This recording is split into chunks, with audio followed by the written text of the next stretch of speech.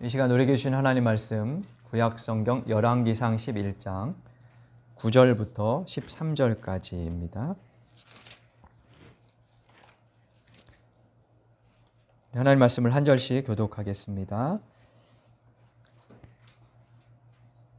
이와 같이 솔로몬의 마음이 주 이스라엘의 하나님을 떠났으므로 주님께서 솔로몬에게 진노하셨다. 주님께서는 두 번씩이나 솔로몬에게 나타나셔서 다른 신들을 따라가지 말라고 당부하셨지만 솔로몬은 주님께서 하신 말씀에 순종하지 않았다.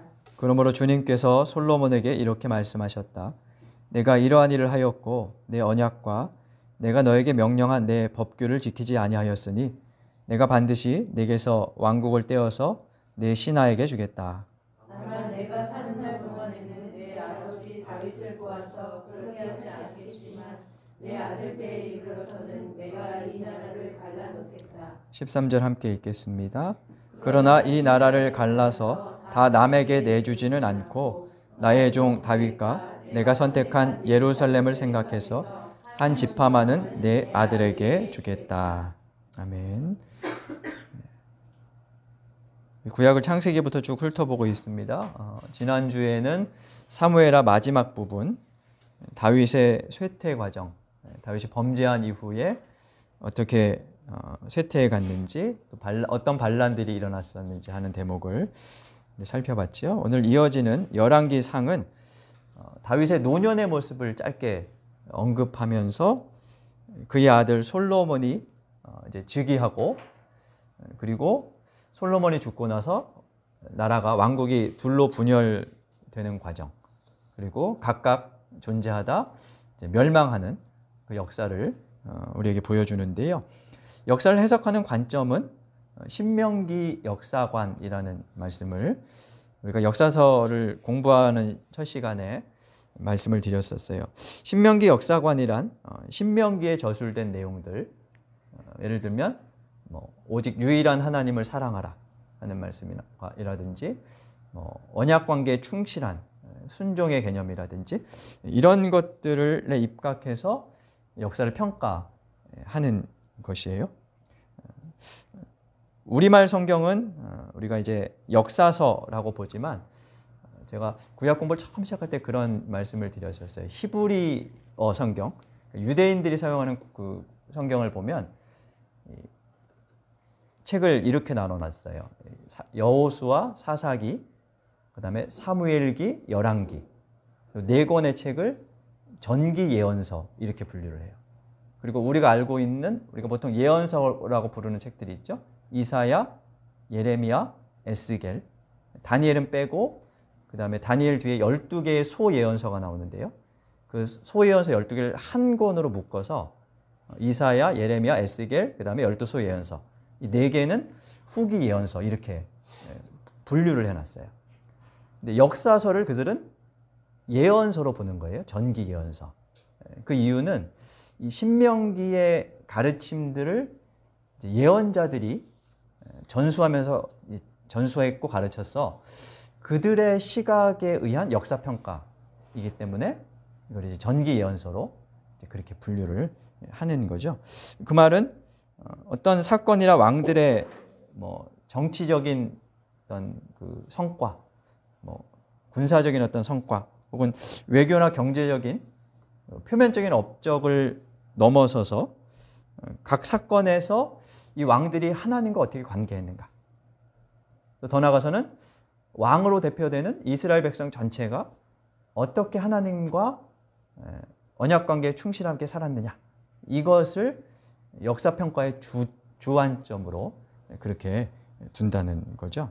그래서 나중에 다시 설명드리겠지만 북이스라엘에서 가장 흥왕했던 때가 여로보암 2세라는 왕 때였는데, 이때 솔로몬 통치에 버금가는 그 영토를 회복하죠. 근데 이 여로보암 2세 때 호세아나 아모스 같은 예언자들이 활동을 해요. 그것은 반대로 얘기하면 경제적인 부와 상관없이 시대가 매우 악했다는 그런 뜻이고, 성경은 그런 관점에서 역사를 보고 있죠. 그래서 신명기의 가르침에 얼마나 충실했느냐, 그로 인한 책임과 결과에 집중하면서 이 책들을 이제 기록하고 있다는 거죠. 시대를 보면 솔로몬이 기원전 965년경 이제 즉위를 합니다. 970년으로 보는 이제 견해도 많이 있고요. 아무튼 40년 통치한 후에 나라가 둘로 갈라지고요. 분열된 나라가 북왕국은 먼저 722년경에 아시리아라는 나라에 의해서 멸망하고 남왕국은 그로부터 한 150년 정도 더 존속하다가 바빌로니아라는 나라에 의해서 멸망을 하지요. 히브리어로 된 성경의 제목은 멜라킴이라는 이제 히브리어를 사용하는데요. 여기서 이 멜렉이 왕이라는 단수예요. 거기에 이제 복수를 붙어가지고 왕들, 이제 왕들의 이야기 뭐 이런 뜻이죠. 사무엘서를 공부할 때 말씀드렸습니다. 70인역에서는 그러니까 히브리어 원래 성경에는 상하 구분이 없어요. 사무엘서도 그냥 사무엘기, 열왕기도 그냥 열왕기인데 이 히브리어 성경을 헬라어로 번역한 70인역에서 그 책을 각각 두 권씩으로 분류해요. 그래서 왕국 1서, 2서, 3서, 4서 이렇게 나눴는데 사무엘상이 왕국 1서, 그리고 열왕기 하가 왕국 4서가 된 거죠. 그것을 우리가 그대로 이어받아서 열왕기 상하 이렇게 나누어서 지금 보고 있는 겁니다. 열왕기서의 구조를 한번 보겠습니다. 크게 세 단락으로 나눌 수 있는데요. 1장부터 열왕기상 1장부터 11장까지는 솔로몬의 통치 이야기입니다. 11장 끝에 솔로몬이 죽어요.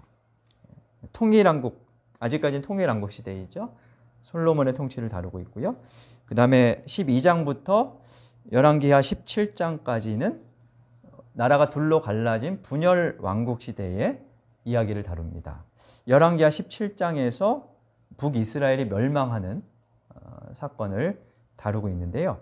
이 대목에서의 특징은 두 가지로 볼 수 있어요. 우선은 기술 방식이 그러니까 교차 기술, 교차 기록이라고 해요. 이게 뭐냐면 남왕국의 아무개 왕이 몇 년에 즉위해서 몇 년을 다스렸다. 그의 이야기가 한 단락 딱 끝나면 북쪽의 이야기가 나와요. 그 왕이 몇 년째에 북쪽의 아무개 왕이 즉위해서 몇 년을 다스렸다. 이렇게 해서 북쪽과 남쪽을 이제 교차로 이제 기록을 했습니다. 그것은 남쪽을 우리가 보통 다윗의 후계라, 하나님의 언약 국가 뭐 이렇게 생각을 하는데 성경은 그렇지 않다는 것을 보여줘요. 그러니까 북쪽도 이스라엘 전체 속에 속한 하나님의 백성이라는. 그래서 남쪽과 똑같이 북쪽도 하나님과 언약 관계에 충실하면 하나님께서 약속하신 것들을 충분히 누릴 수 있다는 것을 보여주죠. 그래서 11장에 보면 북이스라엘의 초대왕 여로보암을 선택하면서 하나님께서 다윗에게 하셨던 약속을 똑같이 하시는 것을 볼 수 있어요. 그 약속이 얼마나 충실하냐 하는 것을 계속 보여주는 거죠. 그리고 또 하나 이 대목의 특징은 열왕기상 17장부터 열왕기하 13장까지 우리가 잘 아는 예언자 두 사람 엘리야와 엘리사 이야기를 중점적으로 기록하고 있다는 겁니다. 왕들의 이야기인데 엘리야와 엘리사 이야기가 나와요. 그래서 여러분들이 아시는 엘리야 혹은 엘리사의 설교를 통해서 많이 들었던 대목은 다 여기에 들어가 있어요. 왕의 기록인데 예언자들의 이야기가 오히려 더 분량을 많이 차지하죠. 분량으로 치면 한 19장 정도 될 거예요. 상당히 많은 양을 거기 이 두 사람에게 할애를 합니다. 그 이유가 뭘까요? 이 책이 우선 단순한 역사책이 아니라는 것을 이것을 통해서 우리가 알 수 있어요. 이 왕들이 살던 이 예언자들이 활동하던 시대는 아합이라는 많이 들어보셨을 겁니다. 좀 악한 왕으로 이름을 떨쳤던 그 아합 왕이 있던 시대인데 그 시대에 이 예언자들의 활동을 기록하면서 왕들이 얼마나 예언자들의 말에 충실했느냐, 잘 들었느냐 이것을 보여주는 거예요. 그래서 이 역사서가 단순히 역사책이 아니라는 것을 여기서 우리가 알 수 있고요. 그것은 이제 나중에 다시 한번 살펴보도록 하겠습니다. 그리고 나머지 열왕기하 18장부터 마지막 장까지는 남유다, 남겨진 남유다의 역사를 다루며 멸망까지를 기록하고 있습니다. 오늘은 열왕기상 1장부터 11장까지를 한번 살펴보겠습니다. 먼저 1장과 2장에는 다윗이 노년에 일어난 후계자 투쟁 과정을 다룹니다. 1장 1절에 보면 다윗이 나이가 많았다 이렇게 이제 시작을 하면서요. 다윗의 아들들 중에서 2명의 아들이 왕위 계승 투쟁을 했음을 보여줘요. 첫째 하나는 넷째 아들 아도니아였고요. 그리고 또 하나는 10번째 아들 솔로몬이었습니다. 첫째 암논이 죽었고 둘째는 초기에 사라진 것 같아요. 그리고 지난주에 본 것처럼 셋째 압살롬도 반란을 일으켰다가 죽죠. 아도니아는 아마 가만히 있었으면 자연스럽게 왕이 됐을 거예요. 근데 솔로몬이 좀 위협적이었는지 먼저 선수를 칩니다. 세력을 모아서 스스로 왕이라고 이렇게 칭하죠. 그것을 알게 된 솔로몬파가 이제 이 궁중 밀약이라 그럴까요? 이런 것들을 통해서 이제 권력을 차지합니다. 그 과정에서 왕궁의 세력이 둘로 나뉘는데 다윗의 군사령관이었던 요압 그리고 제사장 아비아달이 아도니아의 편을 들고 예언자 나단, 제사장 사독 그리고 경호대장 분하야라는 사람이 솔로몬을 지지하면서 대립을 해요. 결국 솔로몬이 권력을 차지하고 2장에 가면 이 정적들을 다 제거하죠. 그래서 아도니아와 요압은 죽이고 제사장 아비아달은 아나돗이라는 지방으로 이제 유배를 보냅니다. 나중에 예레미야서에 가면 예레미야라는 예언자가 이 아나돗 출신이거든요. 그래서 학자들은 아마 예레미야는 추방된 제사장 계열, 그러니까 비주류였겠죠. 그 계열의 후손이 아니었을까 이렇게 이제 추정을 하죠. 아무튼 이런 과정으로 이제 솔로몬이 권력을 장악하고 2장 46절에 보면 솔로몬이 권력을 완전히 장악하였다 이렇게 하면서 1, 2장을 이제 끝내는 것을 우리가 확인해 볼 수 있어요. 솔로몬이 절대 왕정을 이루었다 하는 이제 그런 이야기죠. 그리고 3장부터 10장까지는 솔로몬의 통치 이야기가 나오는데요. 이 통치 이야기는 두 가지 내용이 중점적으로 보도돼요. 하나는 익히 아시는 솔로몬의 지혜, 그리고 솔로몬이 누렸던 부귀 이런 것이고요. 또 하나는 솔로몬의 건축 사업이에요. 근데 구조를 먼저 보면 건축 사업, 성전과 왕궁을 건축한 과정이 5장부터 8장까지에 기록되어 있어요. 그리고 앞뒤로 3장과 4장, 9장과 10장에 같은 사건들이 나와요. 3장에는 솔로몬에게 나타나신, 솔로몬의 꿈에 나타나신 하나님. 이건 아마 아실 거예요. 솔로몬이 기브온 산당에서 1000번째, 1000마리의 양을 제물로 드렸어요. 꿈에 하나님이 나타나셔서 무엇을 원하느냐? 그랬더니 솔로몬이 뭐라 그러죠? 공정한 재판을 할 수 있는 지혜로운 마음을 주십시오라고 말하고 하나님께서 그에 더해서 이제 부귀와 영화도 주겠다. 이런 대목이 나오고요. 꿈에 그런 일이 있었다 이렇게 돼 있어요. 그리고 성전과 왕궁 공사가 다 끝난 다음에 9장에도 하나님께서 꿈에 다시 한번 나타나세요. 근데 여기서 우리가 솔로몬이 받았던 지혜 이런 거에 집중하는데 아까 읽은 11장의 내용에 보면 이 저자는 솔로몬에게 하나님이 약속하신 지혜에 집중하지 않고 언약 관계에 집중해요. 그걸 조금 이따 9절 한번 찾아보겠습니다. 그리고 지혜와 영화를 어떻게 누렸는지 구체적인 이제 나열들이 4장에도 나오고 10장에도 나와요. 그래서 이걸 이제 병행 구조 이렇게 이야기를 하는데 이 병행 구조의 특징이 하나 있어요. 앞에보다 뒤에 좀 더 부정적인 모습이 표현되는 것을 우리가 확인해 볼 수 있어요. 이것은 이 내용 전체를 성전과 왕궁 건설 이후에 솔로몬이 어떻게 변화됐는지를 생각하면서 읽으라고 우리에게 말하는 것과 비슷해요. 그러니까 솔로몬의 변화 과정을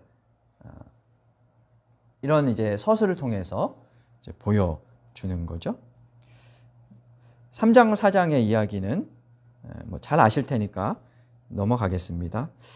어떤 설교자가 그러더라고요. 솔로몬 이야기 중에 목회자들이 가장 좋아하는 이야기는 솔로몬이 1,000번제를 드렸다는 것, 그리고 성전을 건축했다는 것. 반면 교인들이 가장 좋아하는 이야기는 솔로몬이 지혜를 얻었다는 것. 이라고. 목회자들은 이제 1,000번제를 강조하면서 교인들은 뭐 헌신 이런 것을 이렇게 좀 뭐 얻어내기도 하고, 또 성도들은 그 지혜나 영광 뭐 이런 것들에 은근히 이렇게 마음을 좀 호소하기도 하고 뭐 그렇다는 거죠. 둘 다 사실은 성경의 핵심과는 거리가 좀 멀어요. 그것은 아까 말씀드린 꿈에서 말씀하시는 하나님의 말씀에서 우리가 찾아볼 수 있어요. 3장, 열왕기상 3장을 보겠습니다. 3장 10절부터 보면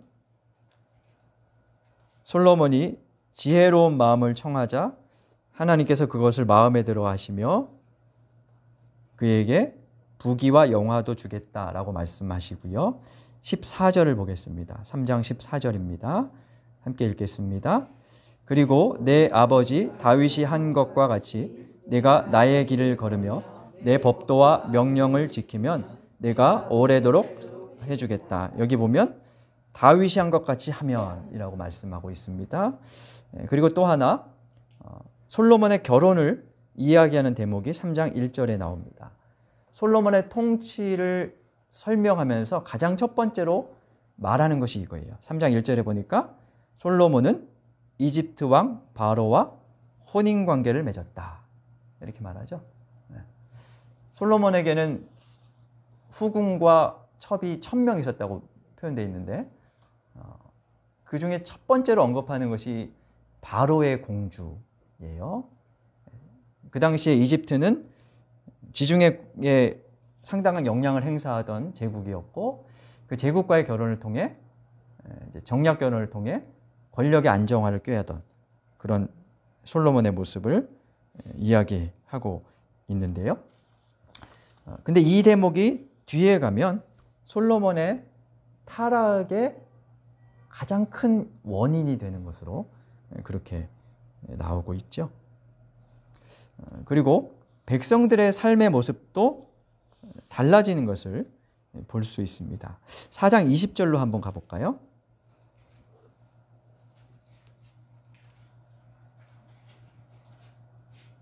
(4장 20절) 말씀을 보면요, 유다와 이스라엘에는 인구가 늘어나서 마치 바닷가의 모래알처럼 사람이 많아졌지만 먹고 마시는 것에 모자람이 없었다. 창세기에서 하나님께서 아브라함에게 하신 약속이 성취된 그런 모습을 보여주죠. 25절을 한번 보겠습니다. 4장 25절 함께 읽어보겠습니다. 그래서 솔로몬의 일생 동안에 단에서부터 브엘세바에 이르기까지 유다와 이스라엘의 모든 사람은 저마다 자기의 포도나무와 무화과나무 아래에서 평화를 누리며 살았다. 단에서부터 브엘세바는 이스라엘 전체를 말하고요. 두 나무 아래에서 평화를 누리며 살았다 이렇게 표현되어 있죠. 포도나무와 무화과. 이스라엘에서 가장 중요한 수목인데 이 표현이 재미있는 것은 예언자들 스가랴서나 미가서 같은 데를 보면 하나님 나라를 상징하는 표현으로 쓰여요. 그러니까 이스라엘 사람들이 포도나무와 무화과나무 아래에서 평화를 누렸다. 이 말은 하나님 나라가 이루어졌다. 이런 것을 상징하는 것이에요. 그러니까 솔로몬의 통치 초기의 모습을 그렇게 표현하고 있습니다. 근데 건축 사업 후 9장에 가면 백성들이 강제 노역에 시달리는 것으로 그렇게 표현되어 있지요. 그 대목들을 그럼 우리가 한번 찾아보겠습니다. 전반부에 좀 긍정적인 모습들로 이렇게 언급이 되어 있다면 이제 9장과 10장에 가면 이 모습들이 좀 부정적으로 확장되는 것을 우리가 확인할 수 있습니다. 먼저 9장 15절을 한번 볼까요? 9장 15절.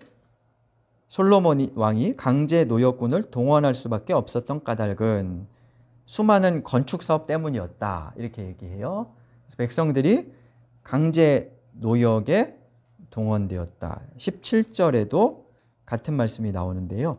물론 22절에 보면 솔로몬이 이스라엘 사람들은 노예로 삼지 않았다. 강제 노역에 부리지 않았다. 이렇게 노예로 삼지 않았다. 이렇게 말하고 있긴 하지만 나중에 솔로몬이 죽고 나서 그의 아들 르호보암한테 이스라엘 사람들이 와서 따지거든요. 아버지처럼 하지 말고 우리를 좀 편하게 해주십시오. 이렇게 말하는 걸 보면 백성들이 건축하려면 필요한 것이 뭐겠습니까? 일단 돈이 필요하고 그때는 다 사람이 해야 되니까 노동력이 필요한데 백성들이 막대한 세금과 노동 동원에 희생되었음을 이제 확인해 볼 수 있어요. 그래서 이 권력의 이제 어떤 그림자, 어두운 요소들, 그 장면들을 여기서 이제 보여주는 거죠. 그리고 또 하나 달라지는 것은 4장에서는 솔로몬의 지혜를 언급하면서 수많은 사람들이 그의 지혜를 들으러 왔다. 이렇게 표현되어 있는데요. 10장에 가면 솔로몬의 지혜와 함께 그가 받았던 재물들이 많이 언급되는 것을 볼 수 있어요. 그건 뭐 따로 찾아보진 않겠습니다. 그래서 10장만 한번 볼까요? 10장 25절 23절부터 25절까지를 보면 4장에는 솔로몬의 지혜가 뛰어났다 이렇게만 표현되어 있는데요. 10장 23절에 보면 솔로몬 왕은 재산에 있어서나 지혜에 있어서 이 세상 그 어느 왕보다 뛰어났다. 그래서 사람들이 그의 지혜의 말을 들으려고 올 때 어떻게 했느냐. 25절에 보면 은그릇 금그릇 여러 가지 선물들을 가지고 왔다. 이 대목이 추가가 되어 있어요.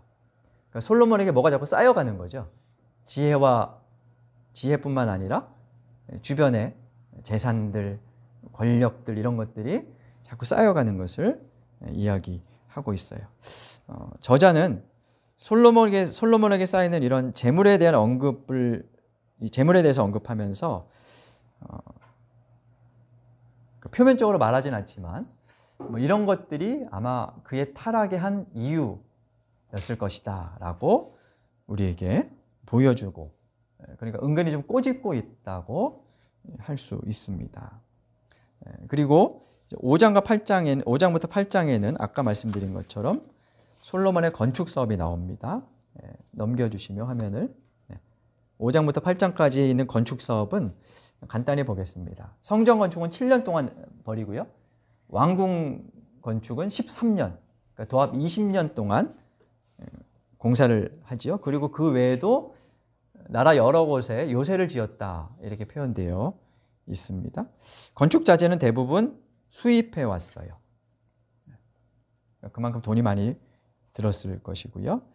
근데 성전과 왕궁의 규모를 성경이 자세하게 설명하는데요. 아마도 그것은 이 둘을 비교하도록 하는 것 같아요. 그래서 비교해 보면 성전은 길이가 27m, 너비가 9m, 그리고 높이가 13.5m였고요. 왕궁은 길이가 45m, 너비가 22.5m, 높이는 같았죠. 길이와 너비 면에서 왕궁이 2배 정도 이제 컸던 것을 볼 수 있습니다. 이런 이렇게 규모를 비교하게 하는 것도 저자의 숨겨진 의도라고 볼 수 있어요. 그리고 배열에도 의도가 있어요. 5장부터 6장에서 이제 성전 이야기가 쭉 나와요. 그래서 6장에서 성전을 지어요. 그리고 7장에서는 왕궁을 건설하고 8장에서 성전을 봉헌해요. 네, 한번 상식적으로 생각을 해보십시오. 성전을 지었습니다. 봉헌을 언제 할까요? 보통 바로 해야죠. 그게 이렇게 이야기 전개상 맞잖아요. 근데 건축을 했어요. 그리고 건너뛰고 봉헌일을 하고 사이에 왕궁 건설 이야기가 들어가 있어요. 그래서 이 열왕기서를 연구하는 학자들은 이런 배열이 의도가 숨겨져 있다라고 이제 보는 거예요. 그건 뭐냐 하면 우선은 성전의 규모에 비해서 왕궁의 규모가 컸다는 것. 근데 그럴 수밖에 없었을 거예요. 실제로는 왕궁은 뭐 사람들이 주거하는 공간이니까. 근데 그보다 더 큰 것은 성전 사이에 왕궁을 둠으로써 이 왕궁의 크기와 상관없이 그것이 어떤 위치에 있어야 하는 것을 보여준다고 할 수 있어요. 왕궁은 성전 사이에 있어야 해요. 바꿔 말하면 성전이 상징하는 것, 하나님과의 관계, 왕궁이 상징하는 것, 왕의 권력, 힘 이런 것들인데 그 왕의 권력과 힘은 성전 안에 있을 때 의미가 있다. 이런 뜻이 담겨 있다고 할 수 있어요. 바꿔 말하면 그 힘과 권력은 하나님과의 관계 속에서만 의미가 있을 수 있다는 것. 왕궁으로 상징되는 왕의 존재는 성전으로 상징되는 하나님과의 관계 속에서만 의미가 있다는 것. 그것을 보여준다고 할 수 있어요. 그래서 그것을 떠나서, 그러니까 이 왕궁, 성전으로 둘러싸이지 않은 왕궁은 오히려 타락과 하나님으로부터 멀어지는 결과를 낳을 뿐이라는 것을 보여준다고 할 수 있죠. 성전 건축에서 특징적인 것 하나는 이 성전 건축의 그 시작을 출애굽 480년에 시작했다 이렇게 이야기를 한다는 것이에요. 출애굽은 이스라엘 민족이 새로 시작한 거잖아요. 그런 것처럼 이 성전의 의미를 거기에 두고 있다는 것이고요. 이런 이제 건축 사업은 사실 과도한 측면에서 백성들에게 좀 짐이 되었다는 것을 우리가 나중에 확인해 볼 수 있고요. 바로의 딸에게 궁궐을 지어줬다라고 하는 대목을 7장 8절에 슬며시 저자가 좀 다시 끼워 넣어요. 한번 툭 이렇게 뭐 좀 건드리는 것처럼 이렇게 비판을 하고 있는 거죠. 아마도 이런 이야기들은 솔로몬의 그 모습을 우리가 읽을 때 어떻게 읽어야 하는지 하는 것을 좀 생각하게 한다고 할 수 있겠습니다. 저자는 솔로몬의 영광의 모습을 보여주면서도 그것만 보지 말고 그 뒤에 숨은 문제, 허상을 보라고 말하는 것과 같아요. 성경이나 어떤 사건을 문자만 읽지 말고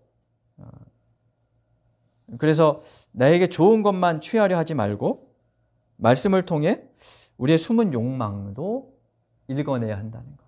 거기에 더 깊은 어떤 뜻들이 있다는 것을 찾아내야 한다는 것을 말하는 것 같죠. 솔로몬은 어땠을까요? 마지막 대목을 보면 저자가 곳곳에서 솔로몬을 우회적으로 비판하는 것들이 11장에서 분출되는 것을 볼 수 있죠. 그래서 솔로몬의 영광 뒤에 화려한 왕궁 뒤에 내재된 위험이 11장에서 본격적으로 드러납니다. 그래서 11장 1절부터 6절까지를 보면 솔로몬이 이집트를 비롯한 주변 여러 나라들과 정략 결혼을 통해서 수많은 아내를 둠으로써 그것이 우상 숭배로 이어졌고 결국 솔로몬이 하나님으로부터 멀어졌다라고 하는 것을 보여주고 있습니다. 정략 결혼을 통해서 얻을 수 있는 것은 왕권의 안정이었습니다. 그런데 그런 방법으로 안정을 꾀하려다 솔로몬은 오히려 하나님을 향해서 안정되어 있어야 할 마음을 놓치고 말았던 거죠. 그래서 솔로몬의 그러한 잘못을 11장에서 본격적으로 비판해요. 11장 후반부터 이제 비판하는데 세 가지를 비판해요. 첫째는 솔로몬이 지나치게 말을 많이 가졌다. 달리는 말, 군말을 많이 가졌다. 두 번째는 은금을 많이 쌓았다. 세 번째는 아내를 많이 두었다. 근데 이 세 가지는 다 신명기 17장에 보면 이스라엘 왕이 해서는 안 될 일이었어요. 솔로몬이 그 세 개를 다 한 거죠.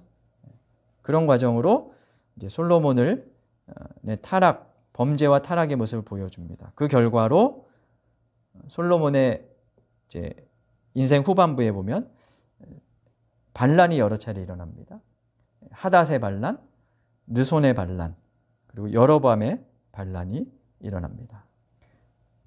하닷은 동남쪽의 에돔, 그리고 르손은 북쪽의 시리아, 그러니까 이제 전체 안에서 반란이 이제 일어났다는 거죠. 그런 혼란을 겪다가 솔로몬은 40년의 통치를 끝내고 결국 죽음을 맞고 맙니다. 우리에게 솔로몬은 지혜의 왕으로 많이 알려져 있습니다. 성경이 그런 모습을 소개합니다. 그러나 솔로몬의 지혜와 영광 뒤에는 가려진 그림자, 음지도 분명히 있습니다. 따라서 솔로몬에게나 혹은 그가 가졌던 지혜를 원하는 우리들에게나 필요한 것은 그 지혜를 어떻게 사용하느냐에 있다고 할 수 있어요. 인생의 위기는 일의 선후, 본말을 잘 구별하지 못하고 선후가 바뀌거나 본말이 전도되거나 그런 것에서 생긴다고 할 수 있죠. 그래서 중요한 것은, 사람 살이에서 중요한 것은 그것을 잘 구별하는 지혜일 것 같아요. 몇 주 전에도 말씀드렸지만 성경에서 말하는 지혜는 그런 지혜예요. 영어 수학 잘하는 지혜가 아니고, 그래서 하나님을 경외하는 것이 지혜의 근본이다 하는 말은 하나님을 경외해야 한다면 인생의 선우와 본말을 잘 분별하며 살게 될 것이다 라고 말하는 거죠. 솔로몬에게는, 무척 지혜로웠던 그에게는 한 가지가 없었어요. 멈춤을 아는 지혜, 그것이 없었어요.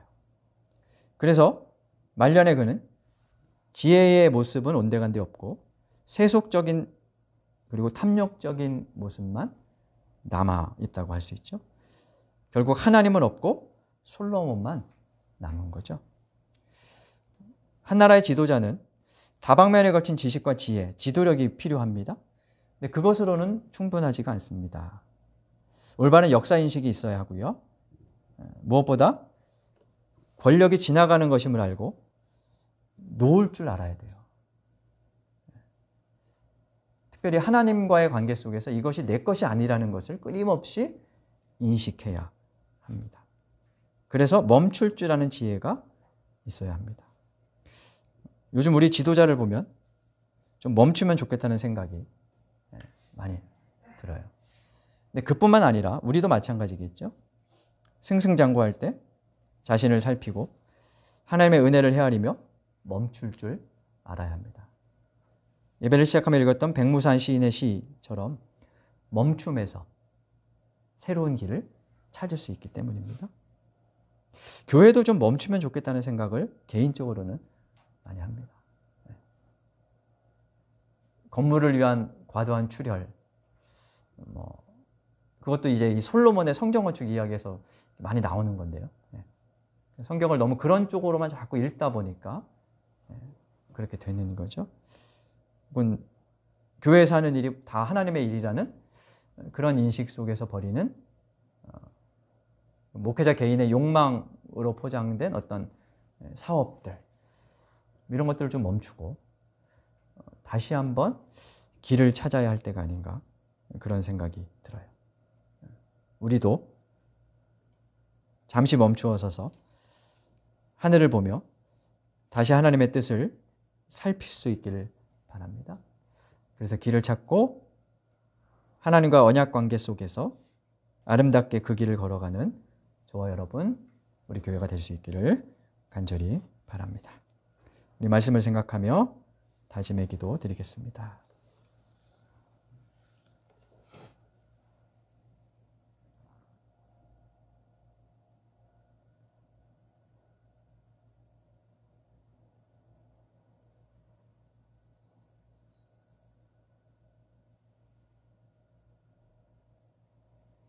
하나님, 저희에게 지혜를 주옵소서. 인생에서 중요한 것이 무엇인지, 선우를 아는 지혜, 본말을 아는 지혜, 멈춤을 아는 지혜를 주옵소서. 그런 지혜로 하나님의 뜻을 살피고 이루며 살게 하옵소서. 예수님 이름으로 기도드립니다. 아멘.